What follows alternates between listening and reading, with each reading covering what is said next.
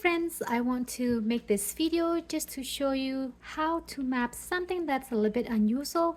It's not a Bible verse, it's not a person, it's not a word, but it's something different. Now, I don't know if you saw my post from last week. I had a reel and a post talking about one of my recent maps on the unicorn. So today I'm going to show you my thought process, how I came up with that map, with the hope that it can inspire you to map something that is a little bit unusual than the most common things people map. As a disclaimer, I am not here talking as an authority of what a unicorn is in the Bible. I'm just here to inspire you to map anything in the Bible. And the example that I'm going to use today is the unicorn map that I did not too long ago. So please don't misunderstand me. My information here may not be correct. I'm just showing you the process, my thought process, to help you to map the Bible. So let's get started. So here is my map on unicorn. So as you can see here, I don't have a picture of the unicorn that we know of today, a horse with one horn on his head. But in fact, this is actually looks like a bull or an ox. So I'm going to tell you all about that, how I came up with the study. So I was reading Job 39 and I came across an animal that I thought that was kind of interesting, and I was stunned when I read the word unicorn in my King James Bible. And so I wanted to map it, to dig a little bit deeper, to really know what unicorn was. Was it real, or was it the same unicorn that we know today? So I started off with defining or finding the word in Hebrew in the original language and to find what it means in the Blue Letter Bible. And the Blue Letter Bible says that this unicorn word actually came from the great aurochs or wild bulls, which are now extinct. So that's why I went ahead and did a research on this bull, or called auroch. Now this bull is now extinct. We don't see it anymore, but I was able to pull up some things about this bull. So one of the characteristics of this bull was in the book of Job itself. So I pull out main points from Job 39. So in addition to reading Job 39, I also did a keyword search for the whole Bible. So I came up with several verses that use the word unicorn. So one of those two mentioned that this unicorn was a strong animal. So I came up with my first characteristic, that it was a strong animal. And I have number 23 and number 24. So I went and researched, was auroch a strong animal, or was it just like a regular bull or wild ox that we know today? Actually, according to what I could find on the internet, auroch was very strong animal. So I can spare you the details so you can do your own research on that. And then of course, one of the notables about unicorn is the horn, or the horns. And once again, from all the verses that I could pull that have the word unicorn in it, they mention that either the unicorn has horns or just one horn. So it seems like at that time there was an understanding that auroch, or this wild bull, seemed to have one horn, because from the side the horn looks identical, so it looks like it only has one. I was also able to get the information about how big the size of the horns were. The next point is I was able to pull out from Isaiah 34 that unicorn was like bullocks. They died and they shed blood like bullocks, from Isaiah 34:4-7. Now, of course, it has to be a bullock then.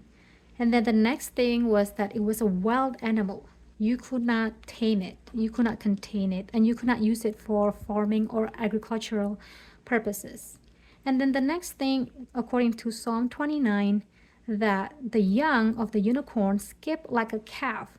So I went ahead and make a implication that using the Hebrew parallelism, the young unicorn was likened like a young calf. And I also checked out the Webster 1828 dictionary that unicorn is an animal with one horn, but then I made an explanation here that aurochs were not one horn, but when seen from the side, their horns were uniform, that they look like having only one horn. So that's basically my thought process to make this map. So you gather all the Bible verses that you have on that subject and categorize it on main topics. So like for me, a strong animal will be my first heading, the horns like bullocks, wild, the young skip like a calf, and then I do my basic things like searching out the original word and also looking it up in the Webster 1828 dictionary. So that's my thought process. And then I want to show you my thought process for the next page. Now for the context, I just did the regular context for Job 39, or actually the book Job, and the author, who wrote it or who it was about, and when it was written. And then for the cross references, I did really not have many Bible verses that I could put in there. Most of them I already mentioned in my map, so I did not use the cross references as usual. But I looked up Deuteronomy 33 verse 17, and then I looked up the other Bible translations and found that they actually use the word single horn, single horn. Most of them use the word single horn. And then after I finished my map, I continued digging for whatever reason. And then I found an article by Answers in Genesis, and I should have looked this up before I even started my map. But anyway, it happened that way. For my notes, just to be fair to this interpretation, to this bullock, I put it in my notes that there are other possibilities. There was an African animal that looked like it was a one-horned animal, and then there's another animal which was an extinct giant rhinoceros called Elasmotherium. And as you can see, this rhinoceros had one big horn, which made it much more plausible to be the unicorn that the Bible mentions.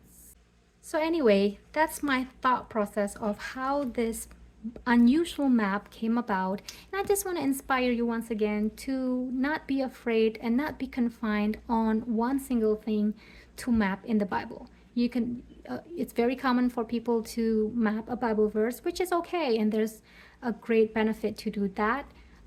People also map words and a Bible character, places, objects, but sometimes you can go even further and just do something that is unusual, like this unicorn. And like I said, I'm not the authority on how to interpret this word unicorn in the Bible. I'm just letting you know my thought process on coming up with this map.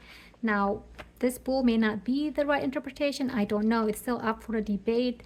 The experts are still debating and they're not even sure themselves. So I'm not going to say which one it is, but this is what it's written in my map. So I took a picture from Google and just printed this out and cut it out and pasted it on my journal. So that's it. I may make another map using this animal instead. I'm not sure. I'm quite a perfectionist, so I don't really like when my map may not reflect the closest to the truth, but it is what it is. And there you have it. This is how I map unicorn in the Bible. So why don't you give it a try, and maybe you come up with a different explanation or different interpretation than mine.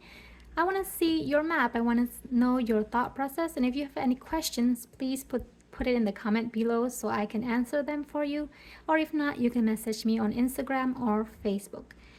Once again, this is my map on unicorn from Job 39.